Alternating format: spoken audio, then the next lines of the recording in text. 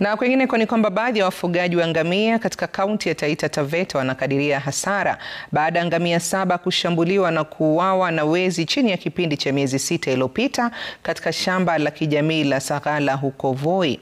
Wafugaji hao sasa wanatoa wito kwa idara ya usalama katika eneo hilo kuingilia kati na kuwasaka wezi hao ambao wanazidi kuwahangaisha kila uchao.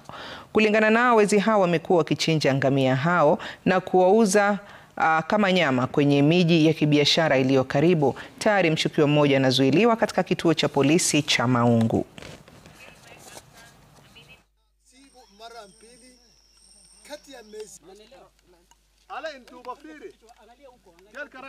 Sasa sisi iko shida mingi hapa, tunaripoti hata wiki hii ngamia ya pili ni hii. Kwa Messi anauawa, anakula ngamia 3 4 ndio anauawa. So sisi tumetripoti hata polisi, ngamia nyingine Messi hiyo tumekula hapa, na hii jana umeuawa hiyo ngamia. Sisi ni wana Kenya kama hawa.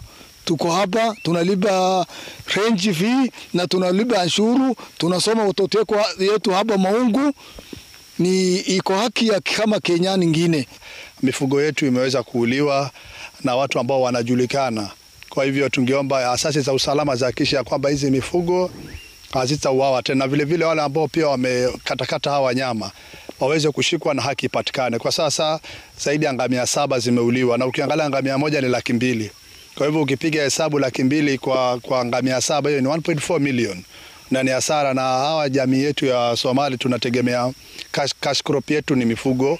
Kwa hivyo ikiwa sasa mifugo inakatwa, hiyo ni hasara kubwa. Kwa hivyo tunaambia waziri wa usalama na waziri wa mifugo ya kwamba tunataka haki itendeke.